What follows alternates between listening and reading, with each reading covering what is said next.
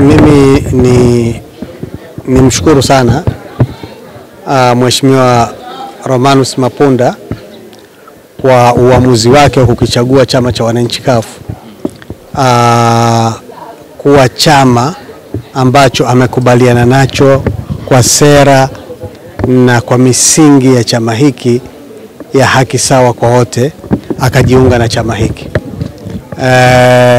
Kuna vyama vingi angeamua kujiunga navyo, lakini vyote akaona kwamba chama hiki ndio chama bora cha kujiunga nacho. Kwa hiyo sisi tumepokea kwa furaha kubwa, na bado tunasisitiza kwamba katika wanachama wengine wa Chadema waliochoshwa na Chadema kukosa mwelekeo kwa sasa na wakajivua wanachama wa Chadema, tunawakaribisha sana katika chama cha wananchi CUF, na huku tunawahakikishia kwamba chama hiki hakina mizengwe na watapata nafasi nzuri ya kufanya kazi zao za kisiasa zaidi walivyokuwa katika chama cha Chadema.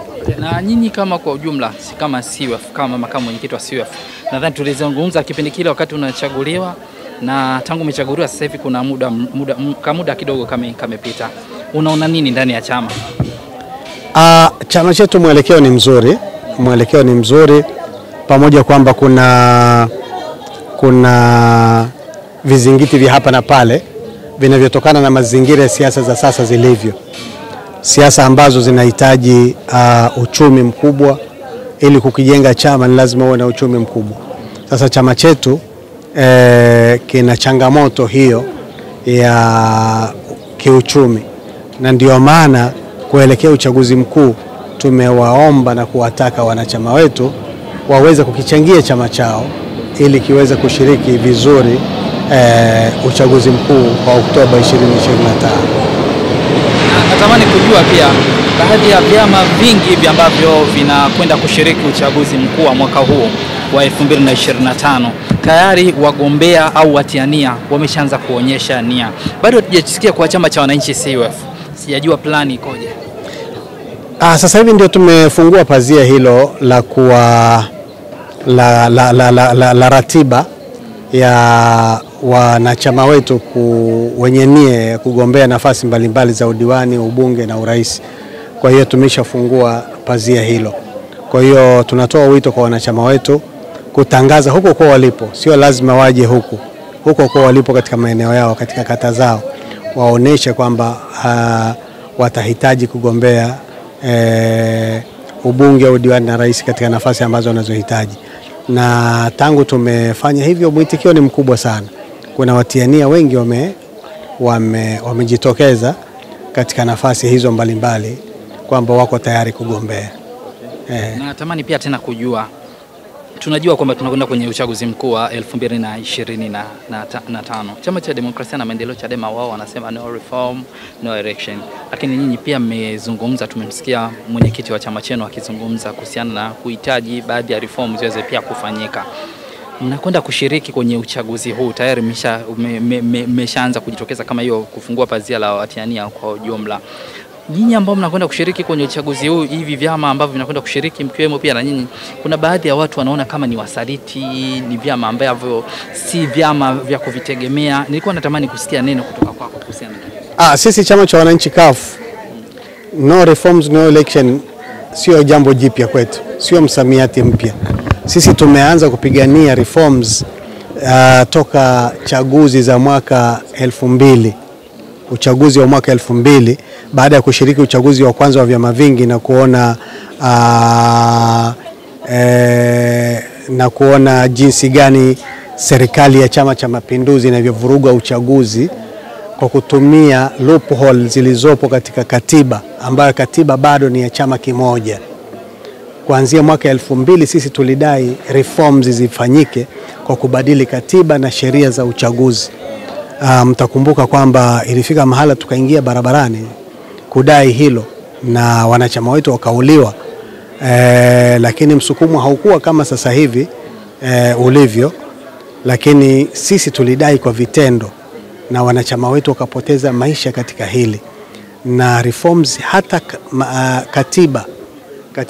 katiba, mabadiliko ya katiba yaliyokuwa yamekubalika serikalini mwishoni mwa miaka ile ya uongozi wa urais wa Jakaya Mrisho Kikwete, ile ilikuwa ni nguvu ya chama cha wananchi CUF. Ndio serikali ikakubali mabadiliko ya katiba, lakini bahati mbaya tunayo mchakato haukwenda mpaka mwisho kutokana na changamoto mbalimbali ambazo zilikuwepo na kutokuvumiliana na kuaminiana, hadi katiba ile ikavurugika, tukapoteza ile fursa. Pengine leo tungezungumza mambo mengine kama kungekuwa na tolerance katika majadiliano ya katiba, wakati katiba inafanywa reforms miaka ile 2014 nadhani. Chama chetu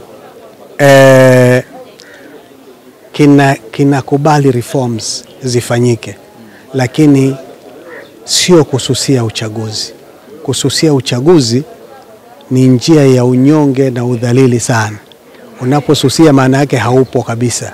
Sasa kama haupo, hata hueleweki. Sasa wewe ni miongoni mwa watu ambao wanashindana na kukataa sheria kandamizi za uchaguzi, sheria za uchaguzi ambazo ni kandamizi katika mfumo wa serikali ya Chama cha Mapinduzi.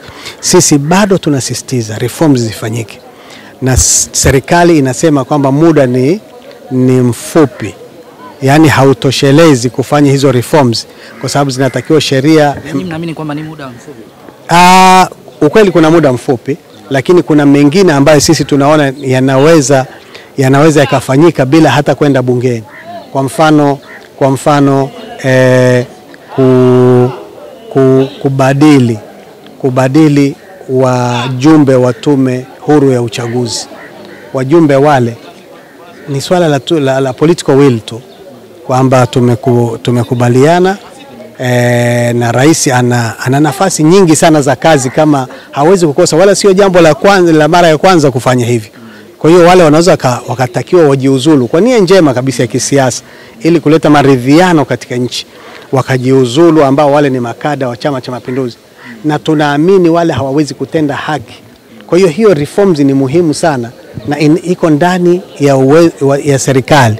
Kwa hiyo serikali ina uwezo kabisa wa kuweza kuleta reforms ya mabadiliko tu ya wajumbe wa tume ya taifa ya uchaguzi, na hilo likawezekana. Sasa hatuoni ni kwa nini serikali hapa inasuasua.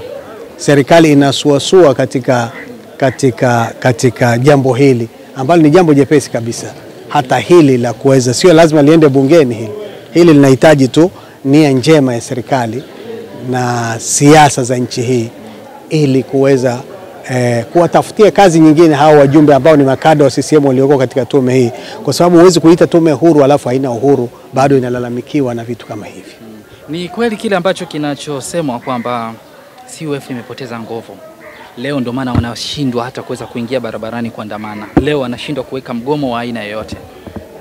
Sisi Chama cha Wananchi CUF bado tuna nguvu ya kisiasa. Bado tuna mtandao wa wanachama nchi nzima, lakini sio lazima unapodai utoko na povu sana ndio uonekane kwamba wewe unadai hiyo haki. Zipo haki tunazidai. Kwa mfano katika vikao vya TCD tunakutana kule tunazungumza. Vikao vya baraza la vyama vya siasa tunakaa kule tunazungumza. Kwa hiyo ni mchakato kwa kweli. Sio lazima kuwaingiza watu barabarani. Na unaangalia pia watu wenyewe ambao unapambana nao, ambao wako tayari kuua ili wabaki madarakani na wasifanye hizo reforms. Kwa hiyo usipende kuwapeleka watu wakaenda kupoteza maisha na wakapata ulemavu wa kudumu, wakati kuna njia zingine mbadala unaweza ukadai haki yako na ukaeleweka. Mwisho kabisa, unawaambiaje wanachama? Kuna wanachama wa Chama cha Demokrasia na Maendeleo Chadema hawa G55. Kuna wengine tayari wameshatangaza kutoka, bado hawajatangaza wanakwenda kwenye chama gani. Wewe ni kiongozi wa chama, makamu mwenyekiti wa chama, unawaambiaje? Ukweli kwa niaba ya chama changu, kwanza sisi tunawatamani na tunawahitaji kuliko hata mahitajio yao, kwa sababu tunajua ni watu makini sana. Tunajua historical background yao katika siasa za nchi hii, jinsi gani walivyokitoa Chadema katika hali duni kabisa. Chama kilikuwa hakina nguvu mpaka kikapata nguvu. Kwa hiyo kwa sababu Chadema sasa imekosa mvuto na imekosa mwelekeo kwa namna walivyokuwa wanakiamini, mimi nadhani ni wakati pekee, ni fursa pekee ya kuja kwenye chama cha wananchi CUF. Sisi tunawahakikishia kwamba watapata nafasi nzuri na kupata jukwaa la kufanya kazi za kisiasa ndani ya chama hiki bila ubaguzi na wataweza kujiestablish kisiasa kama walivyokuwa zaidi walivyokuwa katika chama chao cha awali.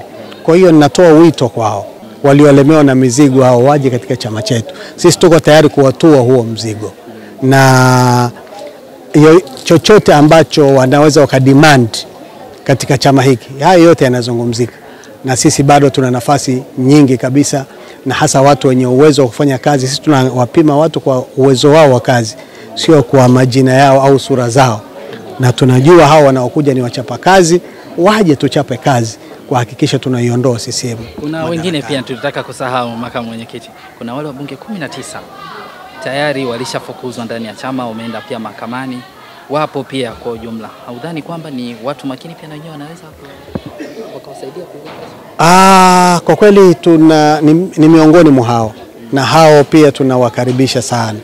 Najua sasa hivi hawawezi kutangaza, lakini baada ya kuvunjwa bunge watakuwa sasa na nafasi nzuri ya kwenda katika vyama ambavyo wanavihitaji. Chama chetu kinawapa priority ya kwamba waje katika chama chetu ili tuweze kuja kufanya kazi za kisiasa. Watarudi katika majimbo yao, tutawaachia majimbo yao waweze kufanya kazi na waweze kugombea katika majimbo yao bila kuwaingilia. Kwa hiyo tuko tayari kufanya hivi. Sisi tukushukuru sana makamu. Nakushukuru sana. Karibuni sana. Asante. Vipi mpo jamani?